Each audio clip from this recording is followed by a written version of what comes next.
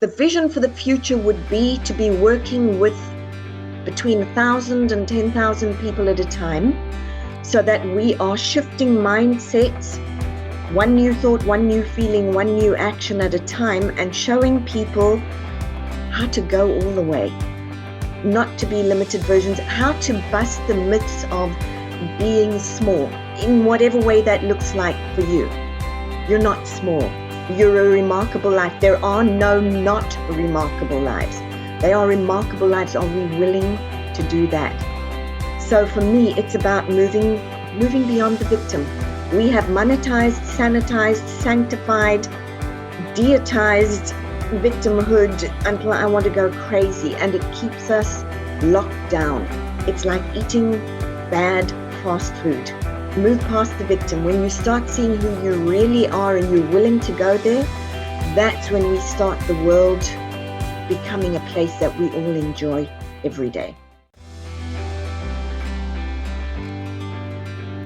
Welcome to Resilient Entrepreneurs, the podcast where we celebrate the stories of successful business people who've overcome challenges and setbacks to build thriving businesses. We're excited to be speaking with Judy Wilkins-Smith today. She is an internationally renowned organizational, individual, and family patterns expert.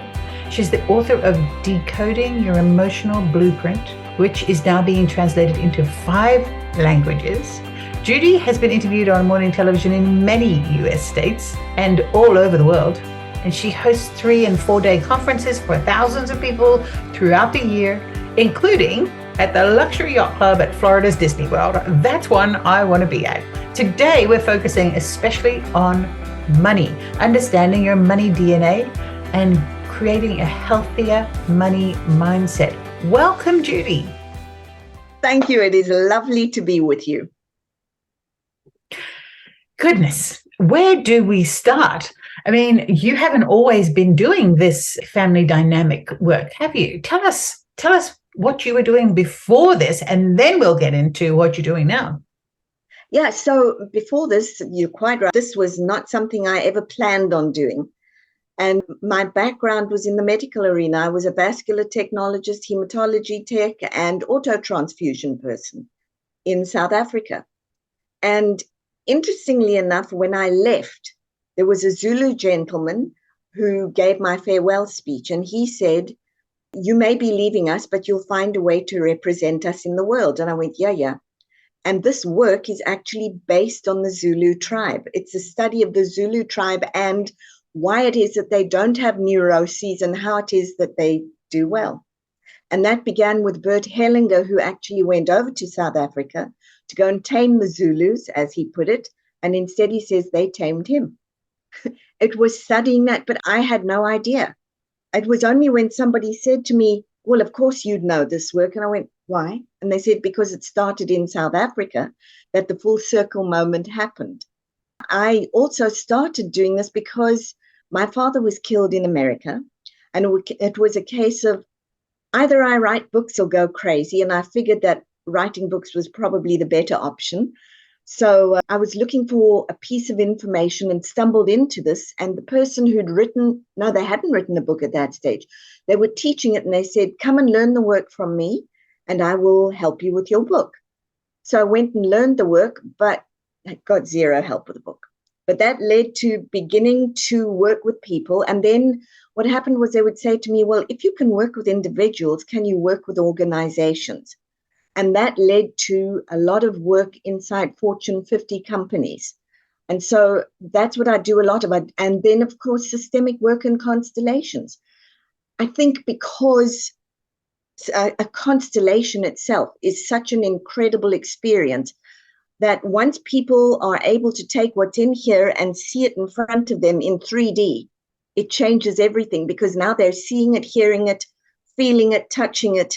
And so what happens is they have an embodied experience of what's going on in here.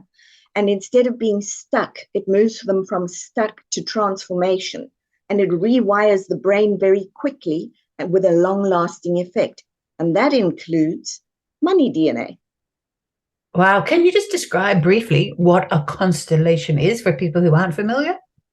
Absolutely. So a constellation is, as I said, it's a 3D depiction of what your issue may be. So perhaps you come to me and you say, I'm really struggling with money. I am so scared of it. I'm terrified of it. I know I should be doing stuff, but I mean, really, you look at the stuff, it's got such a bad connotation.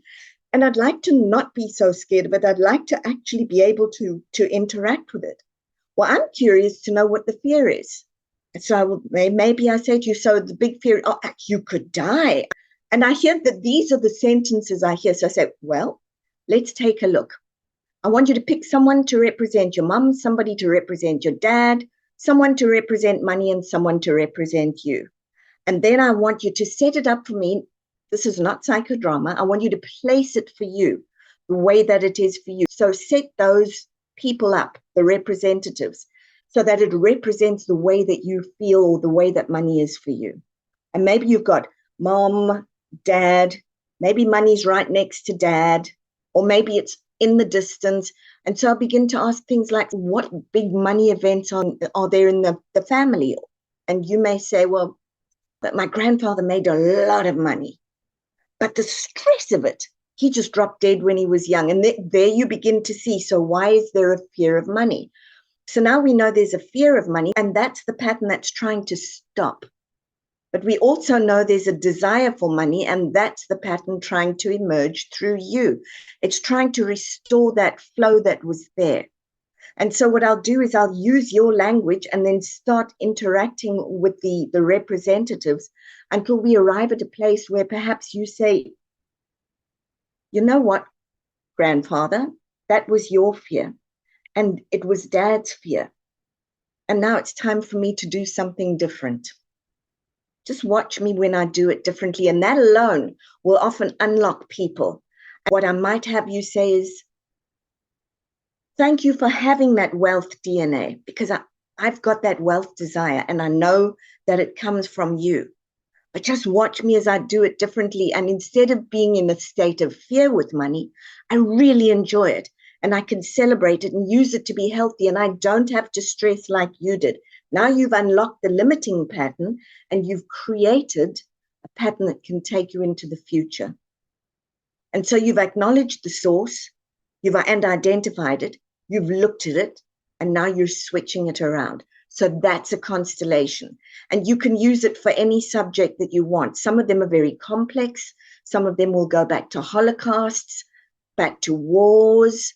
And we hold on to those because what people don't realize is that you don't just inherit physical DNA. You also inherit emotional DNA. That's your pattern of thoughts, feelings, actions, reactions, all of those. And you inherit them in a couple of ways. One, if there's been an incredibly significant event, that'll begin generating an impact on the system that then generates a blueprint for subsequent behaviors or subsequent generations of behaviors. So that's one. The other one is you and I all know it. Mom said, grandma said, great grandma said, and boom, down it comes. And then we think, well, that's the truth. Only it's not the truth. It's just your truth. And you can change that anytime you want to. And when you begin changing emotional DNA, that quite often can have an effect on physical DNA. It's like that money is the root of all evil, right? Get passed down generation to generation. Yeah, I get it. So when people say that, I'm like, no, love of money is not the root of all evil. Lust of money, possibly. Love of money, no. It simply means you're being a wise steward.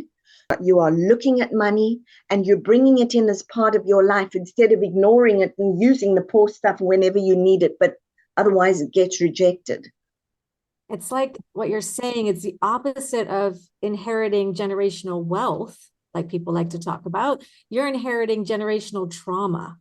How do we clear the trauma? We need to get help. And I think what you're saying is the awareness, right? Like that's the first key step to making the changes. Absolutely. So your first key step is exactly that. You want to understand and acknowledge what is exactly the way that it is without wishing for it to be different. You know what? I'm terrified of money. Or you know what? I'm always broke. Or you know what? It always comes and goes. It's when you acknowledge it that you can start to look at it. And when you look at it, you can start to shift it. Now, that also happens with people who have a lot of money. They will often say to me, this is a great responsibility and a burden. And I'm like, and where'd that come from? Because actually, it's a great opportunity, and you're the genie with the lamp, and you're sitting there going, I don't know what to do with this lamp. It's such a burden. Come on. I love the analogy. And it's interesting because I wanted to ask, you're working with high network, with individuals, with Fortune 50 companies. You're working in that space. And I was thinking, well, no money DNA issues there, but you've just proven me wrong. Total money DNA issues there. In fact, some of the worst money DNA issues are with those who are really wealthy. It's a crazy sort of contra thing. We really, really work to do that and get money and be safe and be secure. And then when we get there, we be guilty and be burdened and be problematic. And I'm like, this poor thing called money just can't win. I mean, we do not give it a place to win. So true, so true. Money doesn't buy happiness. There's another one. Money, and I hear that often. Money doesn't buy happiness. No, but it can sure do a lot of interesting things that can bring happiness. You're the only one who creates it, but it can bring you really interesting opportunities. So what do you suggest to people who want to do this, maybe just to self-reflect and say, where am I? You touched on it by saying, know where you're at. Do you have a little exercise or a couple of pointers that people could do while they're sitting at home after they listen to this episode? Yes. What you want to do is you want to sit down and write down all of your thoughts, feelings, and actions around money. Everything that you think about money, everything that you feel about money, and everything that you do or don't do around money. And once you've got that piece, what you want to do is ask yourself, so when did I first become aware of money? What was happening in my life at the time? What did I make it mean about me? And what did I make it mean about others? And who else in the family has a similar money pattern? Who struggles with money? Who fears money? Who is burdened by money? Who else in the family? Because the minute you tell me, oh, my aunt did or does, or my uncle or my grandfather, now I know we're dealing with a multi-generational pattern, and it's going, I'm tired. Can somebody shift me, please? This is boring. I like that. It's boring. It is. And it is time to make these kinds of changes. As an entrepreneur, and having spoken with and worked with so many other entrepreneurs, we hear over and over again, nobody understands entrepreneurship. Everyone tells me, get a safe job. Everyone tells me, have the security, have this, have that. And entrepreneurship is a risky thing. You have to take big leaps and big risks in order to succeed, just to make it sometimes. So like, what is that mindset? And like, how do people work to a better money mindset when it comes to risk? Because I think that's where people have the most fear, when they have to risk something. I think you're right. And it really depends on the way you became an entrepreneur. Mine was literally this door shut and I had to get food on the table. That was it. And I think for many people, that's what happens. It's, what do I do now? I've got to get food on the table. People always say to me, you're passionate about what you do, and that's true. Did it start out that way? It did not start out that way. Did it build? Absolutely. But I will tell you, there were more tears in the bath than the faucet was generating at points. With that whole money mindset and the risk piece, I think one of the things is learning to believe in yourself. It's probably one of the most difficult things. It's one I certainly still struggle with. I'm never, when somebody says, well, you're the expert, I go, because I'm very South African, and in South Africa, you don't say that stuff.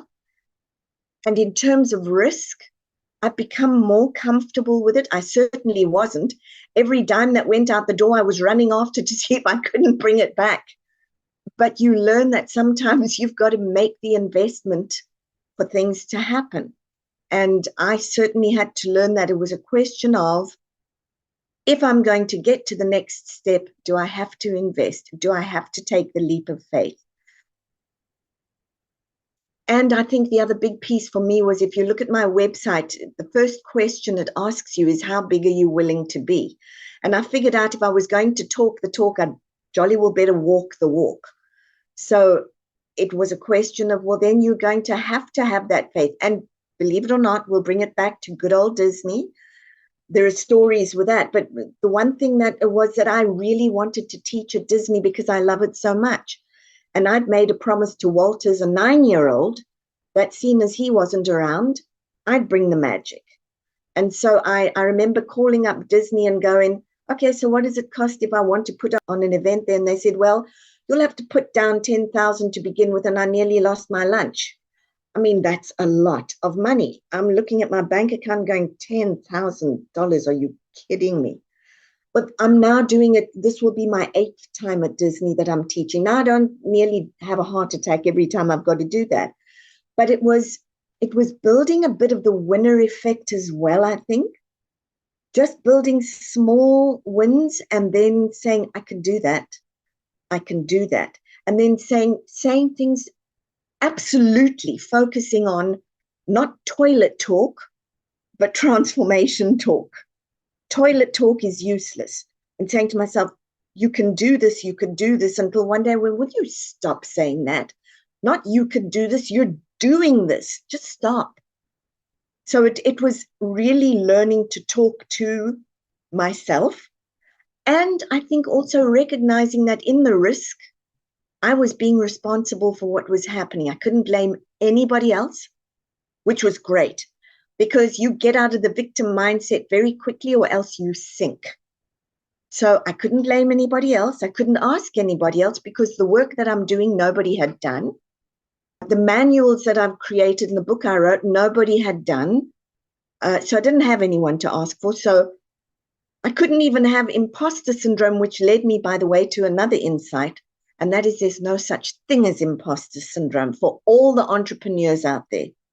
It's pioneer syndrome. We mislabel it.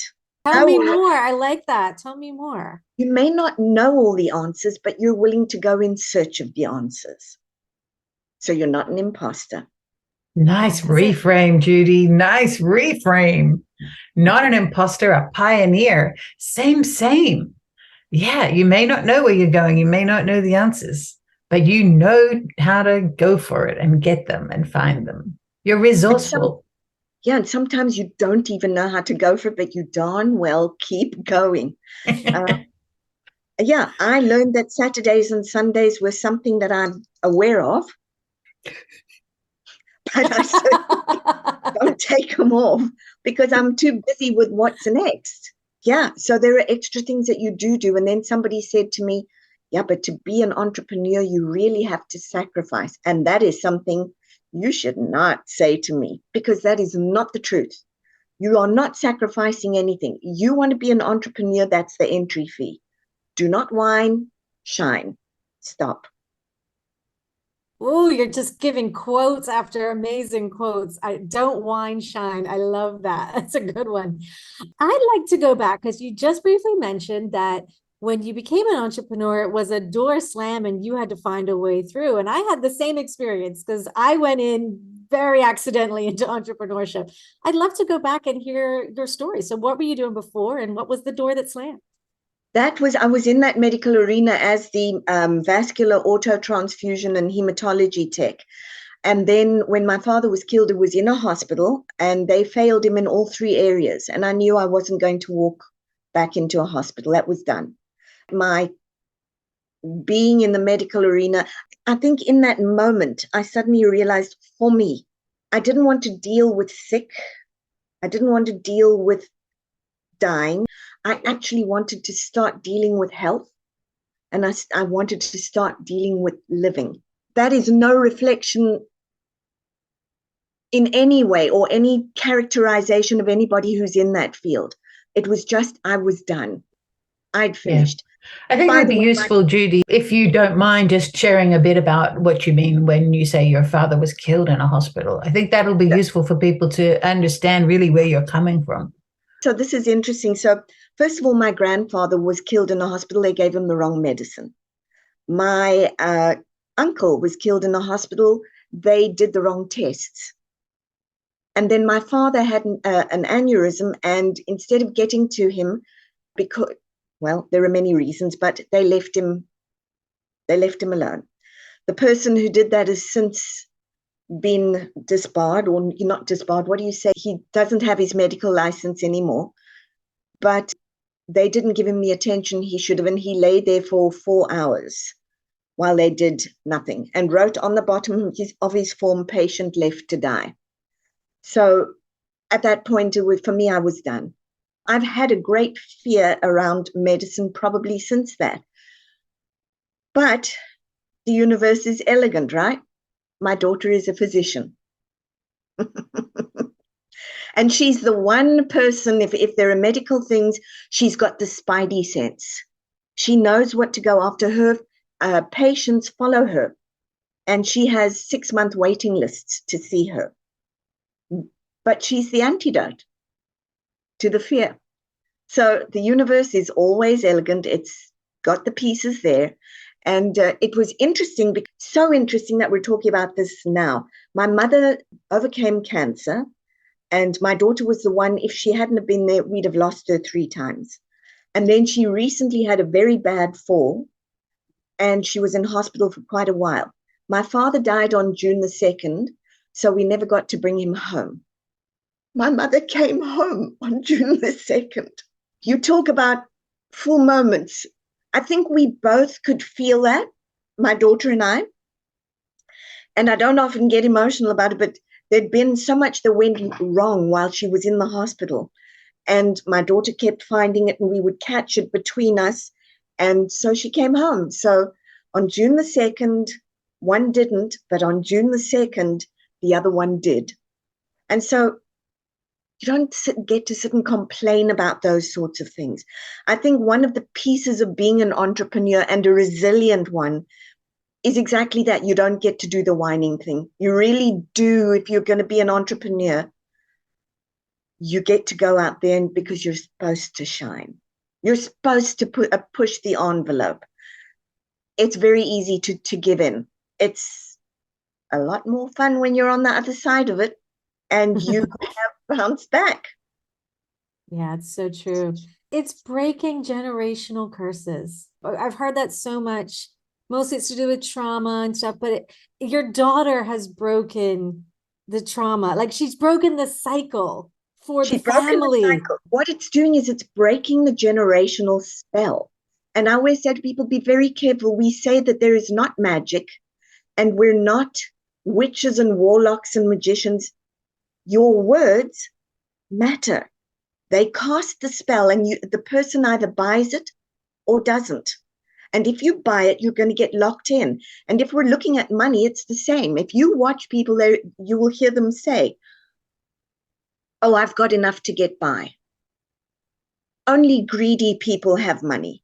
It's for liars, cheats, and thieves. Well, in your case, this is probably true. Because if that's the only way you can see it, that's all that can show up for you. It's breaking a multi-generational cycle, but there's wisdom even in that cycle. Because even though there were things that happened, if we go back to my daughter and I'll tell you something even more interesting, if we go back to that, it's not just breaking a cycle. It's saying I'm done to one pattern and I'm emerging for the other. So here's the other piece, and I'm doing my very best to just stay very even keel when I say that. My daughter went into medicine because she lost her biological mom the day after her 4th birthday. And she said to me, what did she say? You know, Mom, I went into medicine so that no other daughter ever has to go through that with her mother. Well, last year, it gets pretty good. Last year, I had to have my gallbladder removed.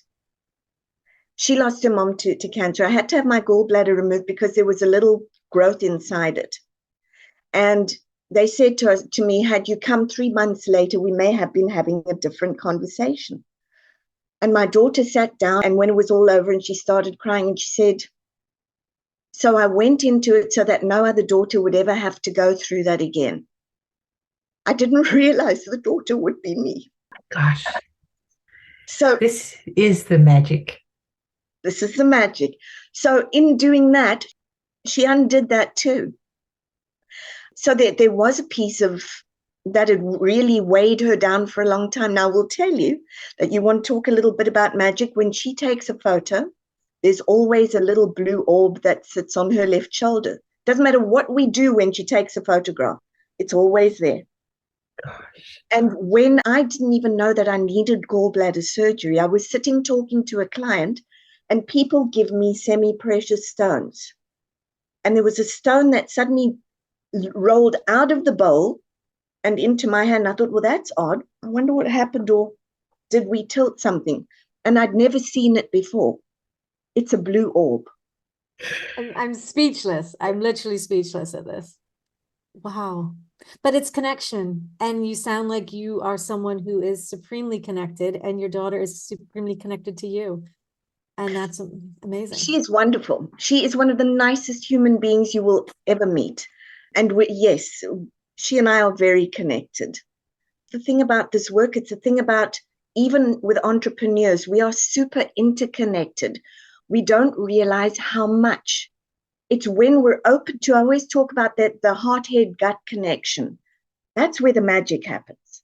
When the heart's open, the creative brain can switch on, and the gut, instead of being in fight-flight, becomes that inner compass. And when those three connect, that's when entrepreneurs do well. When they say, I'm going to do it, I'm going to do it, and I'm going to do it, and everything goes yes, that's when things happen. And by the way, it's the same with money DNA. When they say yes to more, and the heart says yes to more, and it stops saying, love money is the root of all evil, be careful, and it stops saying, money's going to kill you, and it starts saying, I have great opportunities for you. And the head goes yes, and the heart goes yes, and the gut goes, let's go. That's when the magic happens. How do we get the heart, head, and gut to align, Judy? Yeah, Easy said. I like to say this to my guests. Our guests, easier said than done. Until you know it. Here's the explanation. The head has got to tell the body a story that the body can believe. So the brain has to tell the body a story that it can believe. So what do I mean by that? We've all had it. You do something, you go, I'm so stupid. How could I have done that? I'm in big trouble now. I can't ever do that again. I will never open my mouth again in that kind of company. And the body is reacting, right? So the head's already told the body, and the body's going, oh my goodness. And the stress hormones are going, bap, bap, bap, bap, bap, bap, bap. Well, that's your new truth. You now cannot interact or react in that space because that's not you. You stand up on stage, you give a speech, and somebody goes, that's dumb. And you go, see, I knew I wasn't good at speaking. I knew it. Why am I doing it? The head goes, yep, you shouldn't have done that. The heart goes, boom, and it closes. It says, don't do that. And the gut goes, and now you're in negative alignment. Or you stand up on stage and you start talking, and somebody says to you, you've just changed my life. And you've got this little piece that goes, I can do this stuff. And your heart opens and your brain goes, you know what else we could do here? Well, let's just catch her while she's awake. You know what else we could do? We could add this, this, this, this, and this. And the gut's going, let's go, let's go. That's how you do it. You get an idea. You allow it to start growing. Your heart's got to be open and happy. And your gut's got to be invested. And you've got to make the goal big enough. Because if you make it too small, you won't even have the fuel to get you there. I think it's Michael Gerber who says, it's not that your dreams are too big, it's that they're too small. And so there is too little energy to get them there. You've got to be so excited by what it is that you're about to do that you know it's going to happen and you will make it so. And when your heart goes, oh yeah, and your head goes, we can do this, we could do this, and the gut starts running along with, you've got your alignment. That's how you do it. You've got to use an elevated emotion to keep it going. So, Judy, you mentioned that when you pivoted completely out of medicine into this field of work, from sickness towards health and helping people be their healthiest, be their best, that it didn't come naturally to you. So I imagine you went through a similar process to what you've just described. Is that true?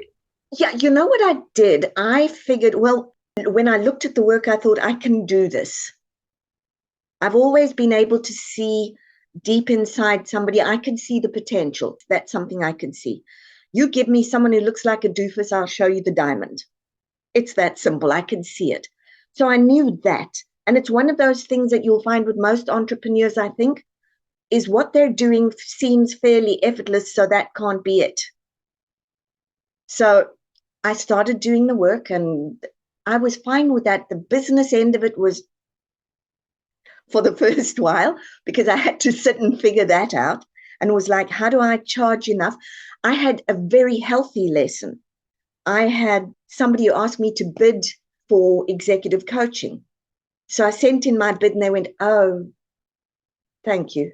And I said, I'm so sorry. Was it too much? And they said, no, but we were told you were a top tier coach and asking us for that little amount tells us that you probably are not. And I went, oh, okay. So often we under ask and I had to master that. I think where my real head, heart and gut alignment came in was when I stand and I'm working with people, I have no doubt. I literally stand in what you would call the collective conscious. What they call it in this work, the knowing field. That is the sum of everything that's ever been and all of those. And you stand in the field and I know watching the person and speaking to them, I know what has to be said. I know what they're telling me. I can use it with them. That's the easy part for me. I think where the passion finally kicked in as an entrepreneur, because the first time somebody told me I was one, I fell on the floor laughing. I was like, no, I'm not. I'm just trying to make ends meet here. I'm not an entrepreneur. So the first time I really bit into that, I think, was when I wrote the book. And that's only a year and a bit ago. I loved what I did, but suddenly it became extremely real. And instead of coaching executives, which I love to do and enjoy, how can I really make a big difference? I've never been interested, to be honest, I've never been interested in the small bits. I'm like, yeah, okay, we can all do. I want to do the big stuff. And I think it was when I started to do those, when I did the Disney stuff, when I knew that I was stretching, the entrepreneur and the passion kicked in for me. It was when I knew I was stretching. And I could, each time I stretched and I didn't die, then I would go, okay, we can do this. What's the next step? For the first while, I was quite sure the first time I went on TV, I can remember really clearly thinking, this is going to be easy because I'm going to have a heart attack before I get in front of that screen. So real. Now I love it. I walk into a room with 600 or 800 people and I have 600 or 800 friends and it's just fun. Yeah, fun's such an important part of our work, isn't it? I mean, I think when you're having fun, then you know you have arrived at that place where you're meant to be, where you belong. You're right. I think fun is one.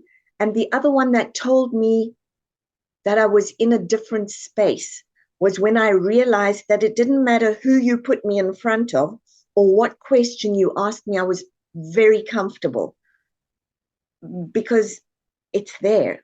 I think it's that 10,000 hours of work or whatever they want to say. When you know that you know what you know, then you're also open to not knowing and exploring comfortably. I think that was it for me. So you talk about stretching and loving the stretch and the challenge. That's something that Laura and I sometimes just look at each other, even though we're on opposite sides of the planet, we'll jump on a Zoom and go, come on, partner, it's time to stretch. Do you know, it feels a little bit samey. And because we're doing great work with some fantastic clients and really enjoying what we do and helping people and serving them, yet it can still feel like it's time to stretch. Absolutely. Talk to us about your failure mindset, because I think stretching and failing are twins or somehow connected. Okay, so let me talk to you about failing for me. I think I learn more, well, I teach and learn more and more. Let me give you an example. I had somebody who came in who said to me, I have a piece of work I want to do. And I said, sure. And it happened to be a very intense piece of work. So they said, I've never been able to do this piece of work. Can't even look at it. And I want to address it. And I said, okay, I want to go all the way. So I said, okay, we're going to go at your speed and your pace, and let's see where we get to. And we get about 3/4 of the way through, and she goes, I can't. This is it. So she turns around, she looks at me, and she says, I told you I'd fail. And I said to her, really? Have you been to this place before? No. Have you ever gotten this far before? No. So where was the failure again? This is, for me, that's the way I look at any of those. It doesn't matter how bad it is, and I've had some doozies. I mean, I have belly flopped beautifully. I'm not really interested in wallowing. I want to know what I can do next and what did I learn here? What can I take here that's really valuable and tweak? Because I know that if I have an opportunity, a weakness, whatever it is, all that is a strength that's waiting to grow. That's all. So, or else I'll say to somebody, I'm done. I've done that a couple of times, not often, but I'm done. And it takes me about 10 minutes. I go, well, then it's going to be boring. Never mind. Let's just get back on. So, yeah, I think I'm too far into it now at this point as well to think about quitting. And with failure, it really, that is a mindset. If you tell yourself you failed, people are going to love me for this one. You're being self-indulgent. Go be self-indulgent for about 10 minutes and then turn around and get on with it. I like that. Turn around and get on with it. Sometimes you need that minute to just sink down into the get real. That was awful. Absolutely. You know, Yep. And I think there's something good in feeling that instead of just trying to mask it or block it or power through. So just feel it, feel the ick, and then move on. Yeah, absolutely. I always say to people, you can have a pity party, no soap operas. Just a little bit. And I think one of my other realizations as well was you can power through or you can move through a lot more than you think you're capable of. And I've had a time or two, and I know you have to have had them, where I've thought, I'm going to break or I'm going to snap. And I keep going, and suddenly I'm in a completely different zone. And I go, wait a minute, what happened? So when you move past snap, there is another zone. I think it's one of the branches of the military that says when you think you are at your absolute limit, you're only at like 40%. Absolutely. Because our bodies, our brains always want to hold on to that extra in case the lion comes or in the next thing. So we're telling ourselves, I cannot do that next thing because I'm at my limit. Your limit is nowhere near that. And when I read that, I said, that's a really interesting just thing to always remember. When you think you've hit that wall, there's actually a whole other space. There are reserves. There are absolutely reserves. I discovered that I was teaching in South Africa and I got super ill. And I wound up teaching from a bed, but I taught. And I realized afterwards, you know what, you were doing stuff that, yeah, most people were looking at me saying, are you crazy? I was like, no, I came to teach. That's what we're doing. And I've learned, I think what it did for me right there was it activated the figure it out gene. There is always, always, always an answer. You just have to go and find it. That's it. How important is community to you, Judy? It seems to me like you must have some pretty incredible friends. I'm very, very public and very private. So what would I say? My family is my number one value, completely. They come first. It doesn't matter what I'm doing. I will drop what I'm doing. Family comes first. Community around me. Yes, I have good community around me and I have great friends. I have really good friends. I am also in a position with the kind of work that I do when you're doing transformational work or you're doing that kind of stuff. There are times when, for the people I'm working with, it's time for me to step away. So you don't always get to stay a part of. It's time to move. And do I regret that? Do I mind that? I don't know, because I see so much courage and I see so much emerge. I think community is very important to me, and it's something I'm busy creating as a bigger global community, but it's got to be a bigger global community. I'm very interested in the big. How do we get people to switch on?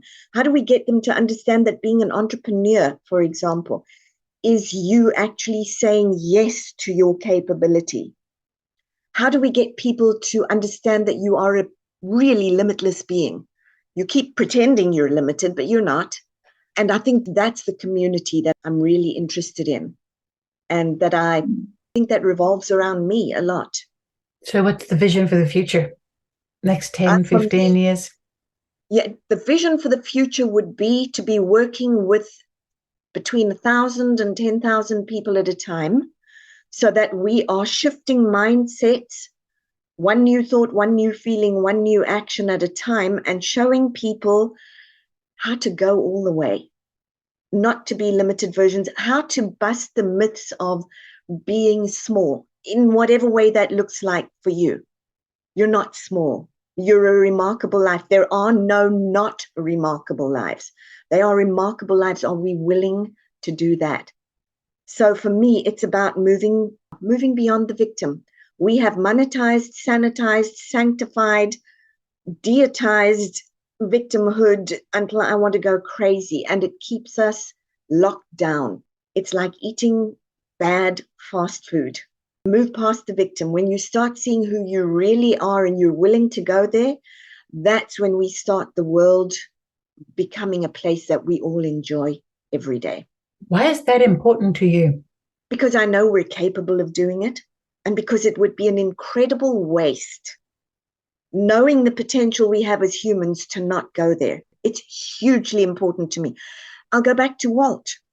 Walt made magic. He knew what magic really was and is.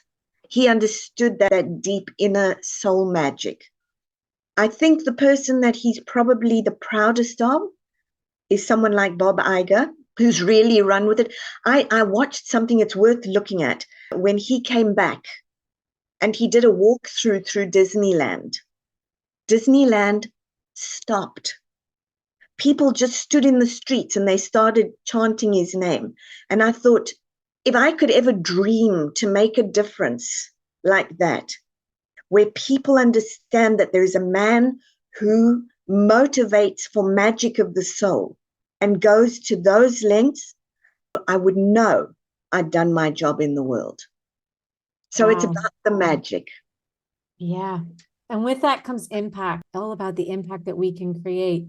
So, I mean, I think you pretty much answered this question, but if you could summarize it into something succinct, how would you define resilience? 2 things. It's the don't quit factor and the figure it out gene. That's it. I like that, the figure it out gene, because everything is figure outable, which I believe was said by Marie Forleo. Am I saying her name right? Forgive me if I'm not, but I believe she has said that a lot recently. Everything is figure outable. And I love that mindset, because it is. Yes, I know who you're talking about. It's Furlow or Forleo or something. Yeah. Something. Yeah, you're right. You're something right. Like I think you got it.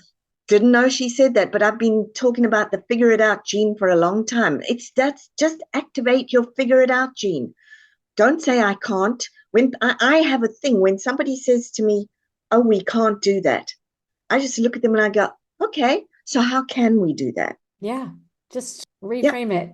And Yeah, you've done a great job reframing so many things in this conversation for us, Judy. Honestly, I could talk for another hour easily. We may have to invite you back again to have more conversations like this, because we've been on this roller coaster of wonderful emotion up and down. And I appreciate all your vulnerability and honesty and incredible advice. I hope everyone listens to this podcast and takes notes and goes and writes their money mindset in their notebook, journal, whatever it is. I'm going to do that because I think it's a brilliant idea, just to fully understand ourselves a little bit better and where our mindset is, and then figure out how we can improve and really take off as entrepreneurs. So thank you from the bottom of my heart. Thank you so, so much. I really appreciate this conversation. Thank you both for having me. I have enjoyed every second of it. And yeah, come and join me. Come and find out how brilliant you are. And if you're an entrepreneur, you've woken up. Indeed. Thanks so much, Judy. Take care. And that's a wrap for today's episode of Resilient Entrepreneurs. We hope you enjoyed hearing from our amazing guest and learned something new about resilience and entrepreneurship. Remember, resilience isn't just a trait, it's a skill that can be learned and developed. And if you want to stay connected with us and hear more inspiring stories, be sure to hit that subscribe button and follow us on social media. And if you know somebody who's a resilient entrepreneur and would be a great guest on our show, we want to hear from you. Please reach out. Thanks for tuning in, and we'll catch you on the next episode of Resilient Entrepreneurs.